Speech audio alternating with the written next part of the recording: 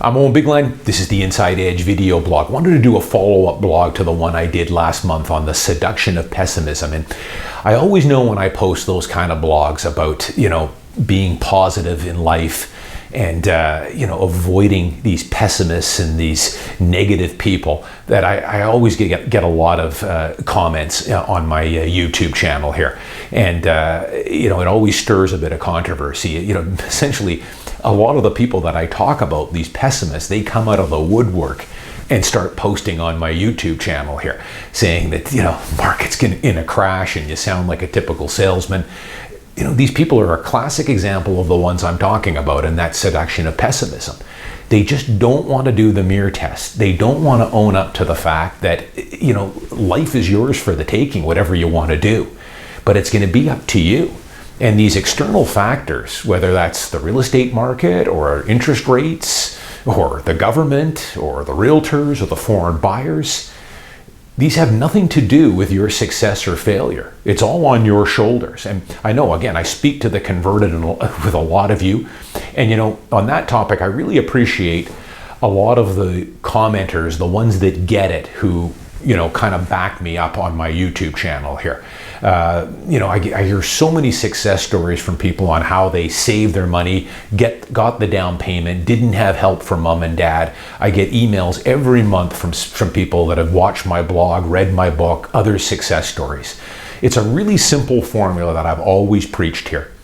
Real estate or the stock market, it's not perfect.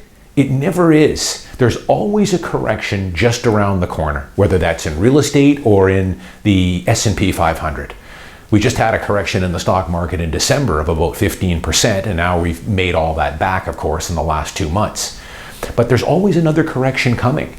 You have to realize that, and when I pounded home here, markets don't go up forever, but they always are going to level off, go down 5 or 10 or 15 or 20%, and then take off again. But I always tell people to focus on the big picture here, what buying and holding your principal residence will do for you. Because that's what you're buying. That's the first and foremost, you're buying shelter. The second thing is, of course, it'll be one of the greatest investments you've ever made if you hang on to it, because all the gains are tax-free in Canada. It does double duty. But a few of the commenters I got were saying that, Owen, I love your blog, but I still listen to some of these pessimists, these doom and gloomers, and a couple of these guys are realtors, actually, that have got these blogs, these pessimistic and doom and gloom blogs, which amazes me. But I like to get both sides of the story. Well, I would tell you that I don't know if you are getting both sides of the story, as some of the people on my blog pointed out. Many of these pessimists and doom and gloomers aren't giving you the real goods. And also, are they qualified to even give you the other side of the story? If you dig a little deeper, you'll find that most of these people don't own real estate. So how can you talk about real estate if you don't own it and haven't been in the market for a long period of time, like I have, and been in the trenches? It's kind of like taking advice on a car or buying a car from a guy who's never had a driver's license. It's the same thing. So you need to be very careful of who you're listening to and what their credibility is. Where are they coming from? I always tell people, if use me as a launch pad and start buying books, going onto the blogs by people who have transparency, and they'll be telling you the same story I'm telling you. The values of simply buying and holding and not trying to time markets. Markets aren't perfect, but this short-term stuff, this noise, pipelines being built, the economy, tariffs. As I tell people, these are all transient things. They come and go, and there will never be a point ever where you will wake up one morning and everything is sunshine and roses, and now is the time I'm going to buy those shares in Johnson & Johnson or Apple, or I'm going to buy my first condo and finally get out of the renter's treadmill. That day will never happen, ever. I know a lot of people will back me up on this. I've had so many people, my own clients, that when you pull the trigger on a property 5 or 6 years ago, it's the biggest purchase of your life. You wonder, have I made the right decision? But of course, you look back on it 5, 10, 15, 20 years, the longer you go, you'll look back on it and say, I wish I would have bought 2 of them at that time. That's the way real estate, and that is the way buying and holding good quality dividend paying stocks will always do for you. That's all you need to know. Tune out the noise. You know, I see these people, they're just endlessly talking about housing corrections and bubbles.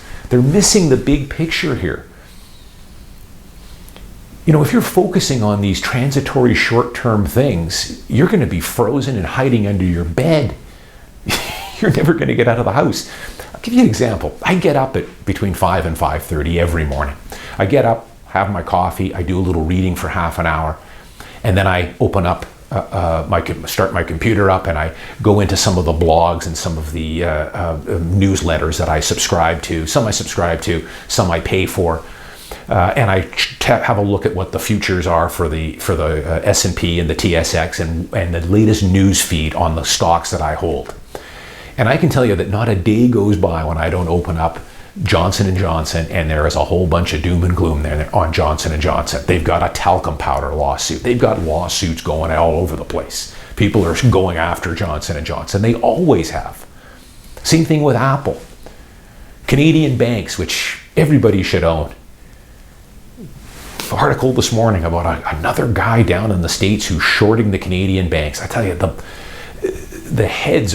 field is littered with the heads of these short sellers over the last 20 years that have come and gone and lost all their money. Canadian banks, sure, they could lose 10% next month or next year. But long term, just hold on to them, collect the dividends, and you are going to do incredible by holding TD or Royal Bank. They're sleep at night stocks. But there's always some guy who's shorting them and thinks he knows everything when they don't. Remember, these people, these predictors, these short sellers, they don't know what they're talking about. They're just taking a guess. Why play that game? Just buy and hold quality assets and then look back on them in 10 or 15 or 20 years and you'll be very pleased with the returns. And forget these pessimists and these negative people. They're just causing you to be frozen on the sidelines. You know, I systematically, people ask me, I'm always buying, adding to my stock portfolio because I'm getting cash every single day coming in the form of dividends. When you own 40 individual companies like I do, not a week goes by or more than a few days when you're not getting a fat dividend check. So over the span of a couple of weeks, I've got $2,000 or $3,000 in cash sitting in the dividends I've got for that month. And I will deploy it to stocks that I think are a good value at the time, or in areas or in sectors that I want to add to. But I'm continuously buying Apple, as I've blogged about many times before. It's one of my largest holdings. I just systematically keep buying it, collecting the dividends, just rolling it back in. But that's the way you should be doing it too. Now, final thing I'll give you here, and it talks about the seduction of pessimism, how these pessimists, they get on TV and they get on the radio because pessimism is a call to action. Do something, sell, get out, the bubble is coming. Whereas the stuff that I preach, which is just buying and holding, is boring. It's boring stuff. Nobody wants to hear it. At least most people don't. It's not going to grab any headlines. But it's what works. If you've read my book, and I've learned from the best, the formula I use is guaranteed for success. 100% guaranteed. You will make a pile of money and you will become a multimillionaire. Especially the younger you start. Now, if you want to play a trader's game and worry about all these little external factors that are coming and going, the tariffs and Chinese trade and taxes and everything else, well, then you are going to be permanently frozen and hiding under your bed. You can't get out of bed. You'll be paranoid. Ignore it. That's not how successful people do it. And I know from the comments I'm getting on a lot of you guys now, I'm getting some really good people on my blog now that are starting to pick up the ball for me because I'm getting tired. I have to admit, I'm busy. It's like playing whack-a-mole with some of these guys. So that's why I always advise people to buy my book and go back into my archives because I've covered every topic there is. And, you know, I had people ask, you know, could you do, you know, a video every day or do a live video? I don't have the time for it. This isn't a money-making thing for me. I'm a working realtor. I enjoy doing the video blog once a week, but I don't have the time, as people know, to comment on a lot of stuff. I let the videos do the talking. But the final thing I'll say, just so a lot of people realize, the negative people that get on TV, and that's the problem. 5 or 6 years ago, when I was first starting to get some notoriety with my blog here, and then shortly afterwards my book came out, you know, the media was calling me, radio and TV. And they would always call me to get my opinion on something, but what the opinion was always something negative. Housing starts are down, pre-sales aren't selling, interest rates are going up, Canadian debt levels, how's that going to affect the real estate market? It was always something negative. And I would say, well, listen, I don't know what the market's going to do next year. Maybe we're headed for a bit of a correction here. We're overdue, run-of-the-mill correction of 5 or 10 or 15%. But I would tell them, I would spin it and say, hey, who cares? I mean, the clients I work with are either buying it as a principal residence or they're long-term investors and they're going to put a tenant in it. So they really could care less what the market does next year or the year after that. All I know is in 10 or 15 years, the market will be up substantially. There'd be dead silence. Would they use any of the stuff I told them? No. They wanted me to play off this negativity. That, yeah, sales are down, doom and gloom, market crash is coming. So this went on for a little while. And finally I had to tell them, listen, please stop calling me. What you guys need to do is find a realtor who's got a lot of time on his hands and wants to be an unpaid media liaison to feed you what you want to hear. And that's what they do. So I at the time not interested in spinning this stuff and talking about the negative. They don't want to hear the stuff that I dole out. The positive things about buying and holding your principal residence, about maxing out your RRSP in good dividend stocks.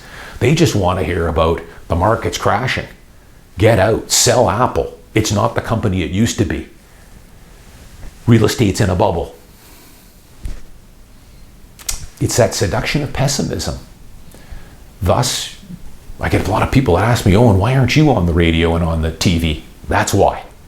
I told them to stop calling me because I don't want to play into your fear, your pessimism, your doom and gloom.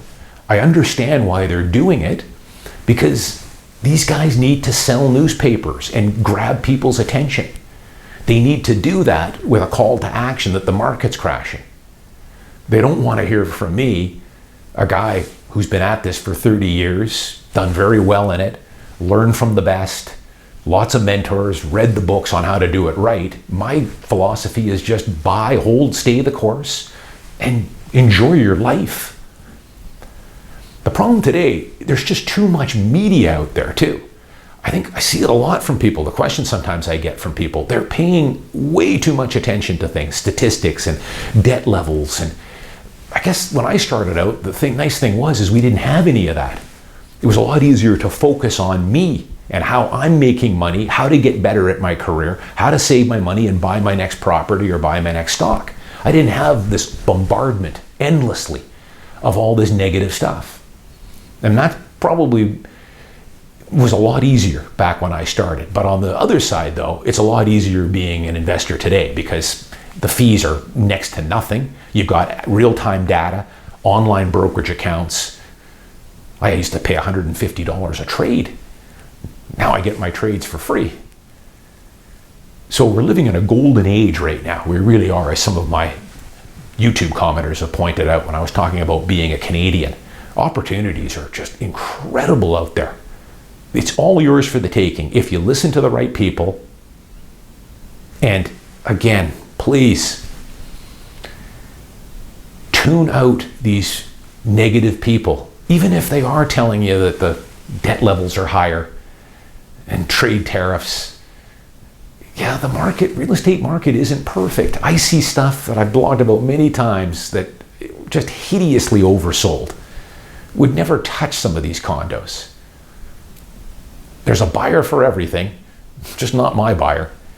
So for sure, are there people that are taking on too much debt, overextending themselves? Absolutely, I've done blogs on it. They're not my clients and they're not the heavy hitter colleagues I work with. They're not their clients, but for sure, there's people out there that are buying homes that they shouldn't be buying, going to second and third tier lenders, paying 8-9% interest rate. It's nuts. Buying 3 pre-sales with no intention to close. I've blogged on this stuff, but they are a very small minority of the market. Yet people will, the doom and gloomers media likes to focus on those like it's the whole market, and it's not. These things are going to pass. You need to focus on you. And again, some of these people say they like to see both sides of the coin. Well, listen, I'm well aware of what interest rates are doing and the tariffs and everything else. But I do not let it in one iota influence my decision in what I've got control over. I just keep moving forward, keep reinvesting my dividends into more stock, keep buying additional rental properties. That's what all my successful investors do. They just systematically buy and reap the rewards. And you should too. So be very careful. I would tune a lot of that negative stuff out. You don't need it in your life. It's like shooting yourself with heroin. It really is. It's like a drug. You're bringing yourself down. I don't think people realize what it's doing to your mental psyche, taking in this negativity.